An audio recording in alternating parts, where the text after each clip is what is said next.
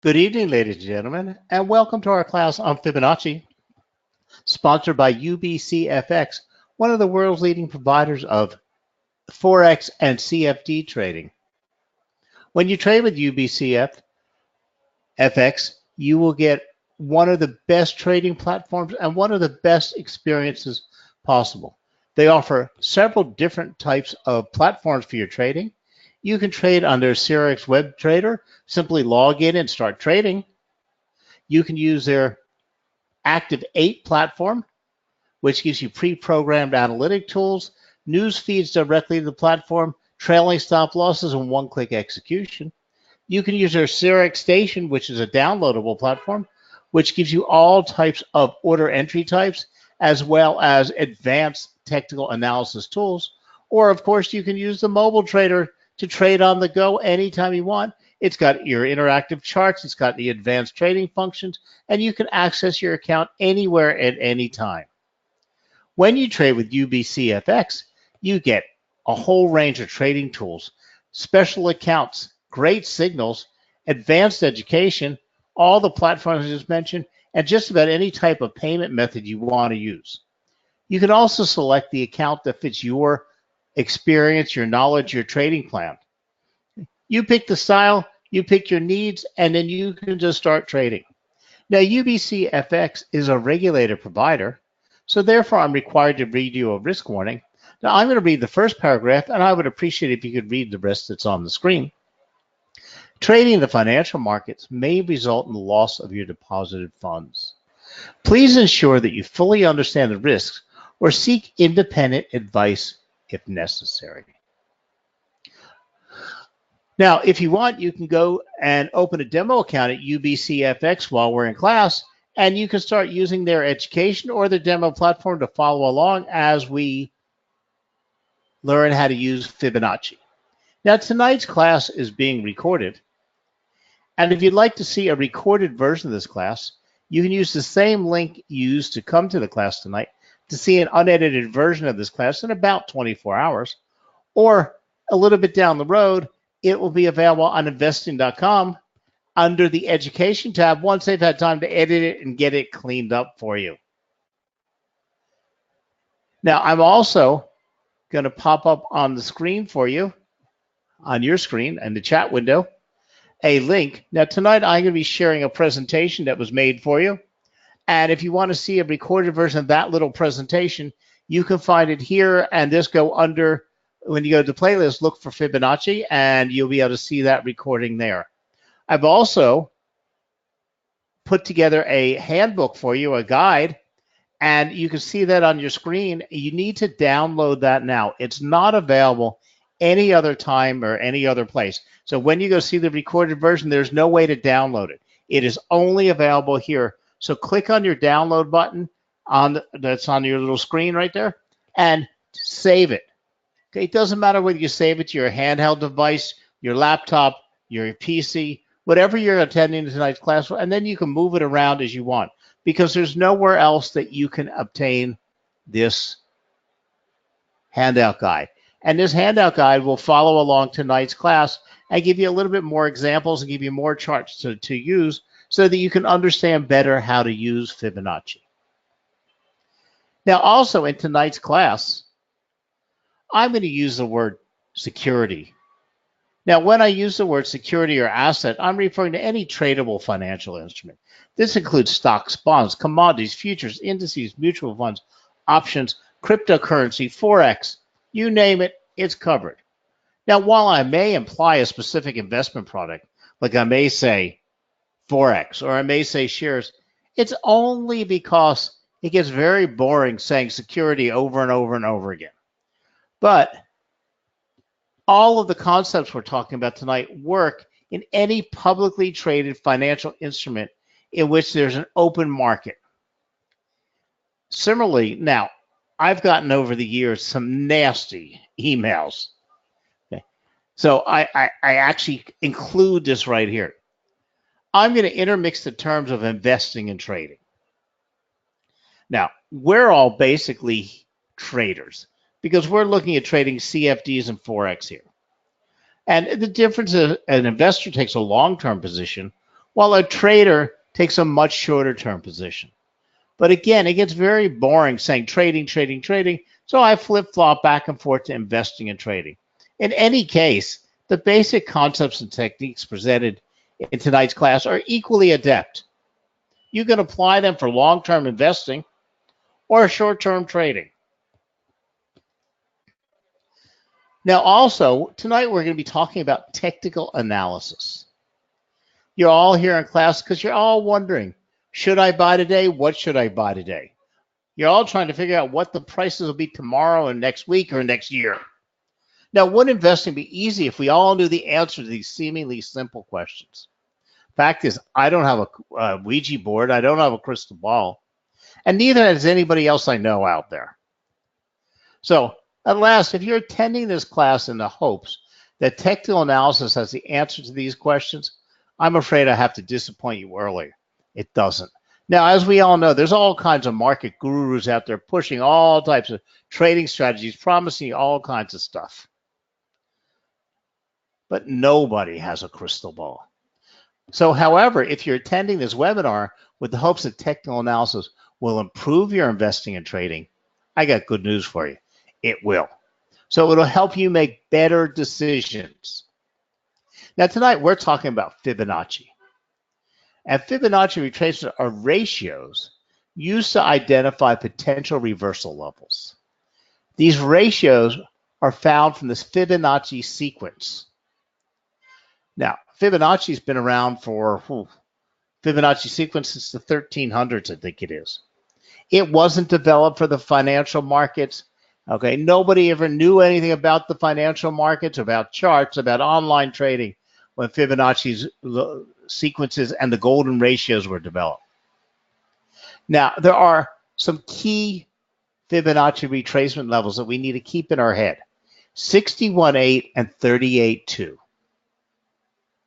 Now, no, they're often rounded out to just 38 and 62. So you can just remember 38 and 62. Now, you're all sitting there saying to me, well, where's 50? That's the important one. Well, the fact is 50% retracement levels have zippo to do with Fibonacci. They actually come from Dow theory. And the basis is that an asset that moves in one direction will most likely retrace 50% of its prior move. And because it is so used so often, and it is so often true, that our Fibonacci tool includes 50% when it drops it on our charts. And because of that, everybody starts to think of Fibonacci, 50% being a Fibonacci retracement number, Fibonacci ratio, but it isn't.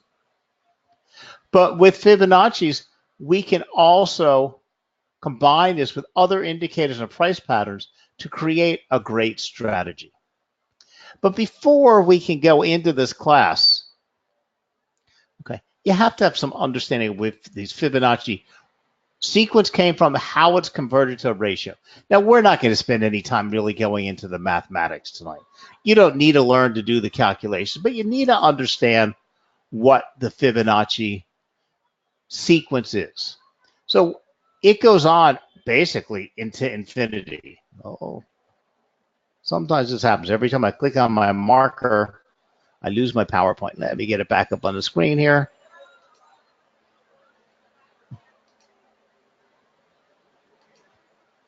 There we go.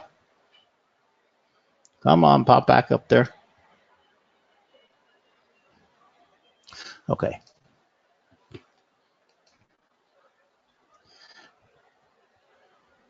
The company that provides the software, Citrix, just gave us an update or updated their software. And for some reason, they have lots of little glitches in it. And I don't know, I guess they'll fix it in the next update. But here we go. So the Fib sequence starts out at 0. We add, then go to 1. So we start counting. We add the 0 to the 1, and what do we get? A 1. We add the 1 to the 1, and what do we get is a 2. We add the 1 to the 2, and it gives us 3. We add the 2 to the 3, and it gives us 5. So what we're doing is we're combining the two previous numbers in a Fibonacci sequence to give us the new number. And this goes on forever. So we take the 3 and the 5, and it gives us 8. And it goes on and on and on and on and on. So basically, at any given point, you could sit there with a paper and pencil and write out the Fibonacci sequence. Okay. It's 1, 0, then 1. 0 plus 1 is 1. 1 plus 1 is 2. 1 plus 2 is 3. So you could actually figure them all out if you want to actually say that something is a Fibonacci number or not. Okay. But it's not really that important to us because the sequence extends to infinity and contains many unique mathematical properties. But for us and our need, we don't need to know any of those. Now, what we do need to understand is how those numbers, the 0, 1, 2, 3, 5, 8, 13, 21, 34, 55, 89, have any bearing on the financial markets. Now, we convert these sequence into ratios. Now, again, these ratios were not developed for the financial markets. So don't think that some guy that's looking at his price charts came up with these ways to figure out ratios. Because you're going to find the 161.8, which is, and the 62 were developed by the Greeks and are used in mathematics, used in architecture, used in the building of the Parthenon. Okay. Now, to convert these sequence to ratios, we simply do some division, not complicated division. Okay. So as you saw, we would take each number to come up with the sequence. We would take each number and add it together, and it would be the sum of the prior two numbers. To move them into ratios, the first thing we do is take a number and divide it by the previous number. So in other words, if we were to take this sequence here, the 8, 13 equals 21, the end of my little sequence up here.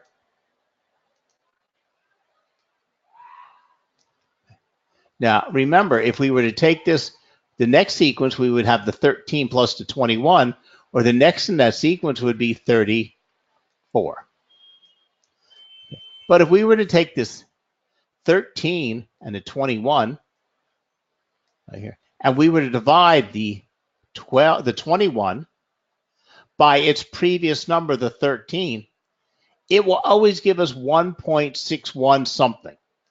If we were to go to the next level and take the 21 to 34 and divide the 34 by the 21, it would always give us 0.61 something, 1.61 something, on and on and on and on and on and on. So it comes out to be approximately 1.618. If we were to go to the next set, okay, and let me get these markings off the screen.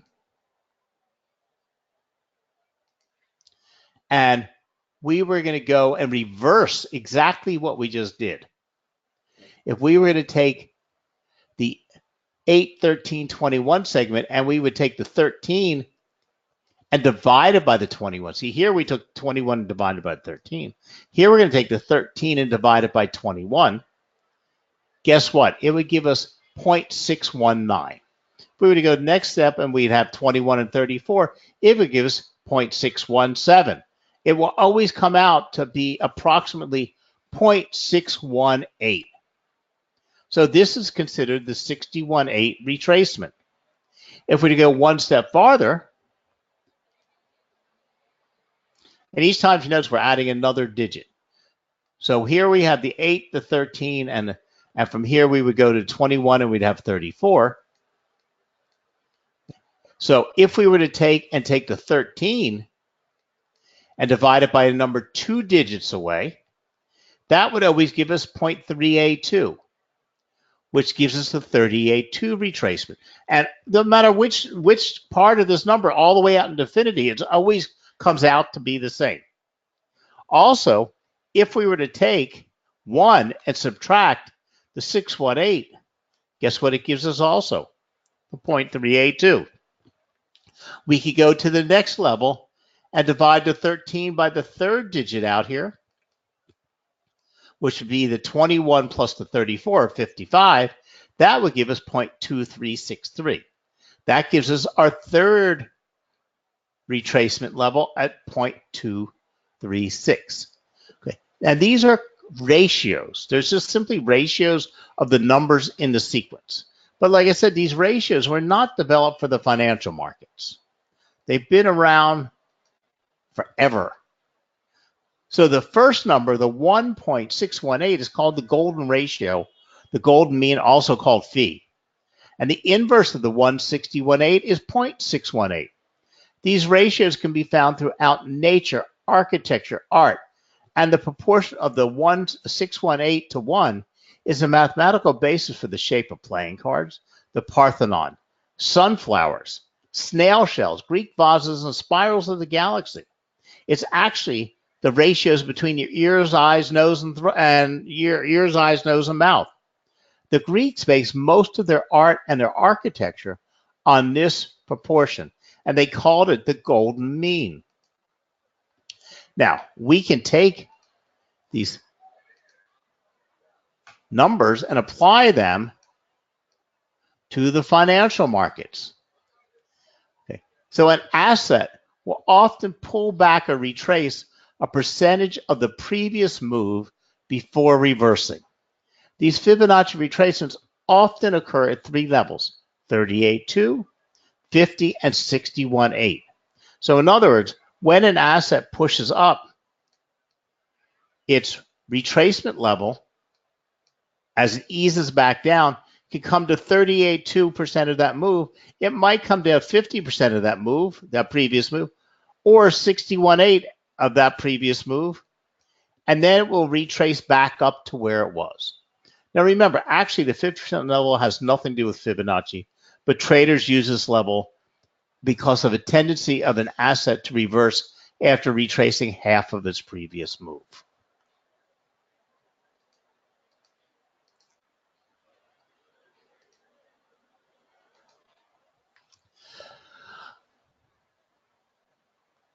Now, in a minute, I'm going to show you a little presentation I prepared to show this pretty easily and give you a graphic depiction. And then we're going to go over to a live chart and put these on our real live charts. So let me pop up this presentation. And you can see this presentation again by going to that link I gave you. It's just a very short few minutes.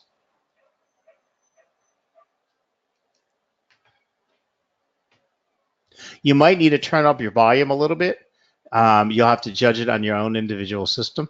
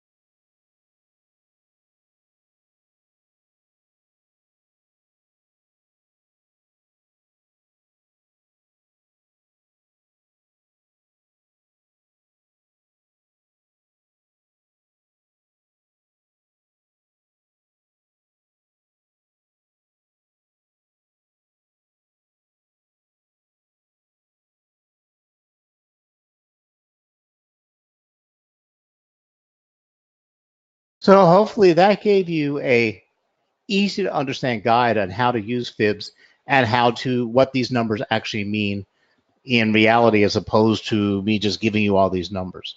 Now let's go over to a live chart and see how we actually step-by-step draw these on there. So in order to find these Fibonacci retracement levels, you have to find the recent significant, and remember we're using this word significant, swing high and swing low. Okay. Then for the downtrend, click on the swing high and drag the cursor to the most recent swing low.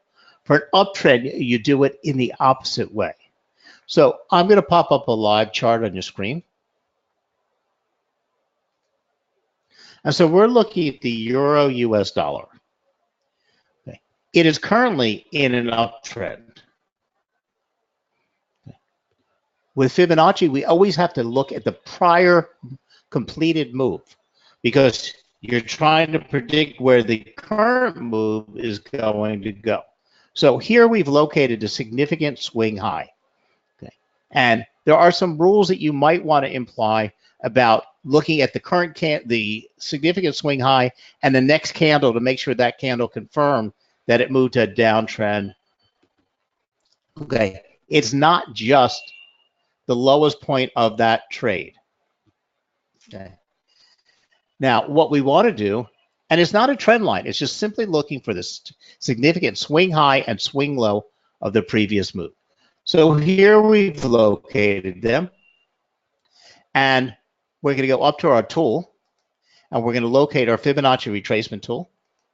And then we're going to click on our swing low once we've located our swing high.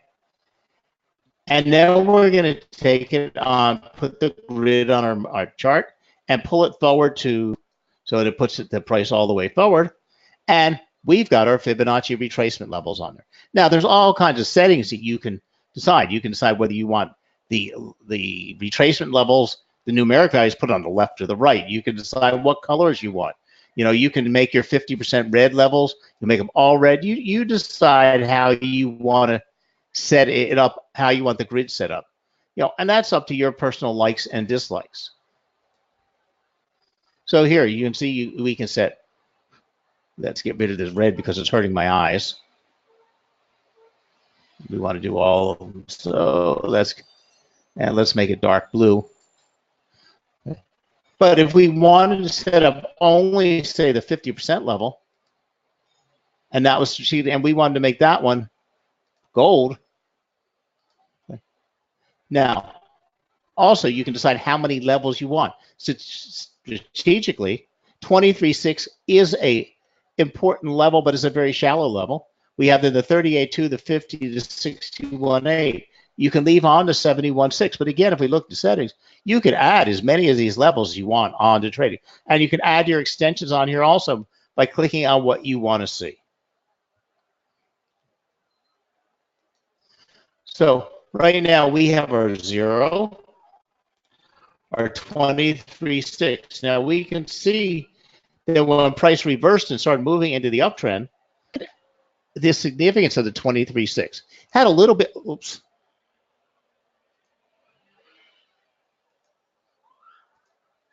It had a little bit of a reaction here at the 23.6 level. It pushed right through it as it moved up, but we see this close right here. We see these lows, pushed up, couldn't make that 50%, came back down, and that 23.6 worked as a very strong support level. And then we see price move back up to that 50% level. Look, we had two crucial reactions here, drop back down to 38.2, and then move right through, violate that 61.8. But look at that, when it came through the 61.8, and there's no rules that it can't go through easily. But look at that, as it retraced back down, that 61.8 held as a support level. It still hasn't pushed up to the 100 level yet. Came back down to that 50% level. And again, it's moved up, but we can see a lot of reaction at these crucial levels. It's helping us move forward. So we are going to expect this price to continue moving up. And if it does, we should see some reaction to 78.6 level. But this wasn't difficult. You didn't have to do any mathematics. You didn't have to figure out what these sequences are. And it gives you also the pip value of each one of those levels. Now remember, these levels are not finite. As you saw when we went from the sequence to the ratio, the 61.8 is an approximation or an average of all of those divisions that took place. Okay, 38.2 is sometimes it was 38.1, sometimes it's 38.125, sometimes it's 38.247. So when we come up with the 38.2, it's not a finite number. So you can't say that the euro is going to bounce back to 113.606 exactly and then react to it. But so think of it as a zone or an area, okay, that you can use for your decision making. But again, Fibonacci should not be used by itself. So let's go back to my PowerPoint here. So remember, in downtrends, we click on the swing high and pull the cursor to the swing low. For an uptrend, we click on the swing low and pull it to the most significant swing high.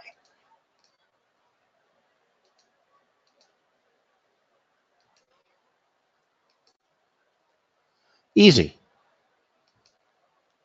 Now, in order to apply your Fibonacci levels to your charts, you'll need to identify the swing high and swing low. And let's use the word again, significant swing high or swing low. A swing high can be a candlestick with at least two lower highs on both the left and the right side. A swing low is a candlestick that has at least two higher lows on both left and right sides. Okay. You can use these very definitive rules.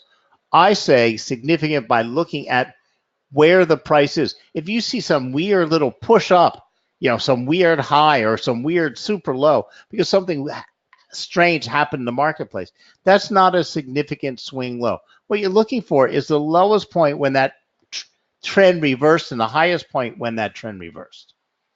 So when using the Fibonacci tool, the probability of trading success could increase when used with other support and resistance levels, trend lines, candlestick patterns for spotting entry and stop loss points. So think of them again as alert zones. Retracement levels alert traders or investors of a potential trend reversal, resistance area or support area. Retracements are based on the prior move. A bounce is expected to retrace a portion of the prior decline, while a correction is expected to retrace a portion of the prior advance. Once a pullback starts, chartists can identify specific Fibonacci retracement levels for monitoring. As the correction approaches these retracements, chartists should become more alert for the potential bullish reversal. Now, again, I've explained all this in that handout I give you, so you have something to actually see and read and follow along, and you can also access this recording. And remember, for each thing up, there's the exact reverse for it coming back down. Okay? So keep in mind these retracement levels are not hard reversal points. Instead, they serve as alert zones for a potential reversal. It is at this point that traders should employ other aspects of technical analysis to identify or confirm reversals. This may include candlesticks, price patterns, momentum oscillators, or moving averages. If you don't want to get involved in all those, a simple look at volume might help confirm how price is reacting at those levels. So if you see price moving up to that fib level and not going through it, and you see volume increasing, selling volume increasing, that means that level is held and the asset's bouncing back off of it. It's almost to that point. If you think of them as support and resistance levels, then they are no different than the pivot point support and resistance levels, eyeballing support and resistance levels. They are zones. So remember, the Fibonacci retracement tools on most charts will show you as many retracement levels you want. But 23.6 is about the smallest you should go. 38.2 and 61.8 are significantly important, and of course the 50. Because the 23.6, because of its depth, it's so narrow, it's so shallow, then a lot of times nothing will react, doesn't react to it, and it just ignores it being there at all. So retracements of 38, 2, and 50% range are considered moderate. And then even though deep, the 61.8 retracement level can be referred to as the golden retracement. It is, after all, based on the golden ratio. Now, shallow retracements occur, but catching these require a close watch and a quick trigger finger.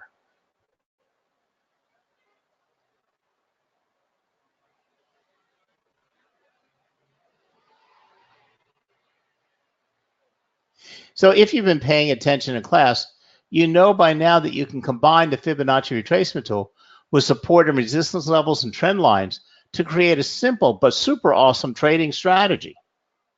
When combining the Fibonacci retracement tool with candlestick patterns, we are actually looking for exhaustive candlesticks, as we showed you in the little presentation. If you can tell when buying or selling pressure is exhausted, it can give you a clue of when price may continue trending.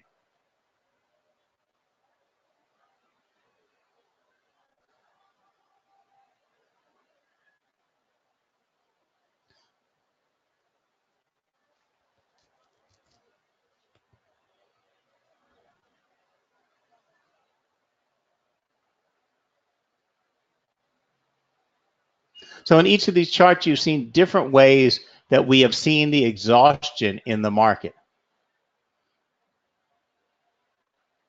Now, as you saw in the presentation, we can use fib levels to help us with our entry points, our exit points, and our stop losses.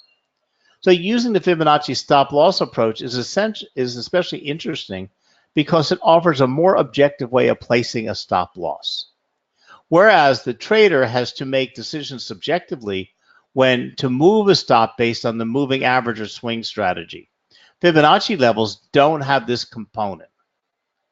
Once a trader has drawn his fib levels, they don't move anymore, and the potential stop loss is well defined. So the first method to place a stop loss, or the first method to set your stop loss, is just past the next Fibonacci level. So if you were planning to enter at the 38.2, then you would place your stop loss slightly beyond the 50% level. If you felt like the 50% level would hold, then you could put your stop loss a little bit past the 61.8 level and so forth. Now, if you want to be a little bit safer, another way is to set your stops would be to place them past the recent swing high or swing low. These type of stop placements would give your trade more room to breathe and give you a better chance for your market to move in your favor of your trade. The truth is, just like in combining Fibonacci tools with support and resistance levels, trend lines, and candlesticks to find better entry, it would be best to use your knowledge of these tools to analyze the current environment to help you pick a stop loss point. As much as possible, you shouldn't rely solely on Fibonacci levels as support and resistance points as the basis of your stop loss placement. Remember, stop loss placement isn't a sure thing. And you should always, always apply your risk management rules and your profit and loss ratios in order to determine whether you even want to make a trade. So the first thing you should know about the Fibonacci tool is that it works best when the Forex market or the market is trending. The idea is to go long on a retracement at a Fibonacci support level when the market is trending up, or to go short or sell at a retracement level when the Fibonacci retracement level when the market is trending down. We don't draw Fibonacci grids just for the fun of it, but always for a specific purpose, and always after we discern that a strong price swing has completed. And that's what you need to do. You need to see the end of a prior move. Okay, you can't just arbitrarily say, "Oh, I'm going to draw it here because it's in." I think that downtrend is over. You need to be able to find the beginning and the end of that downtrend. You can't hypothetically do that. Okay, and we want to enter a trade, but we don't want to know where the price might reverse, giving us the lowest risk entry.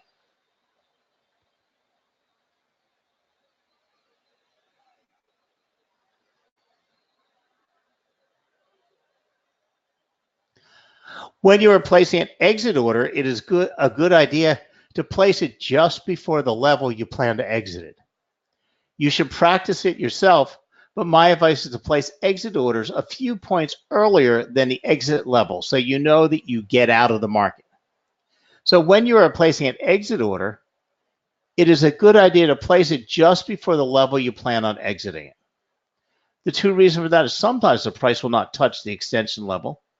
Like in previous examples, it may just miss by a few points and you'll still be at a valid move at the Fibonacci extension level. Because again, remember, these levels are only approximations. Another reason is that when the price reaches a certain extension level, you are not the only one trying to exit. That price might just touch the line and move back fast, and your close order may not be completed. By setting an exit point just a point in front of the extension level, you increase your chances of closing your trade with a profit.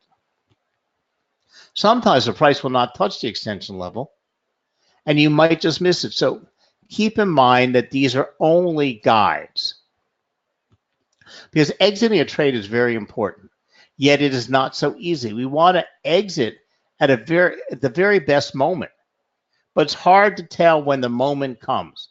What is worse, the price very often climbs slowly to a certain level, and then suddenly it can fall hard. So finding an exit level is strategically important, or I always take my profit level. I always decide at what point will I be happy to close my trade, and I set it there. Some of us want to let it go as far as possible, or you might take your next resistance level, okay, and just set it up to exit the market. Okay, don't get overly greedy.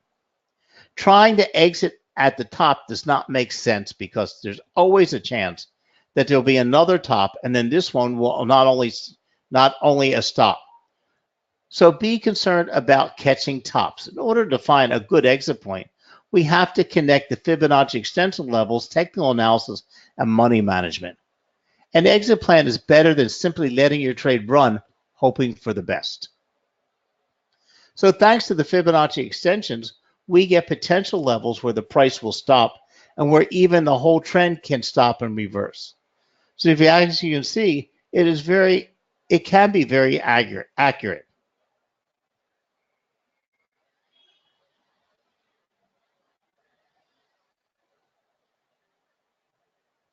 So Fibonacci retracements are often used to identify the end of a correction or a counter trend bounce. Corrections and counter trend bounces often retrace a portion of the prior move.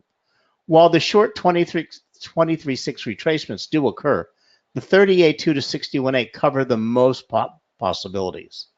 The zone may seem big, but it's just a reversal alert zone. Other technical signals are needed to confirm a reversal. Reversals can be confirmed with candlesticks, momentum indicators, volumes, and chart patterns. In fact, the more confirming factors, the more robust this signal. So hopefully this gave you a little bit food for thought, gave you a general introduction to Fibonacci retracement levels and extensions. And like I said, read the handout I gave you, try them on. Don't just start trading with them. Drop them on your charts. Watch how the assets react. Get to understand and get yourself acquainted with them. Use them in a demo account a little bit. And then once you've got them down pat and figured out how to find that significant swing high and swing low and how to incorporate them into your trading, then start using them in real money. But if you have any questions, somebody at UBCFX will be glad to answer them for you. Or go to the UBCFX Education Center, and there's all types of articles and all types of videos and all types of ebooks on understanding fibs.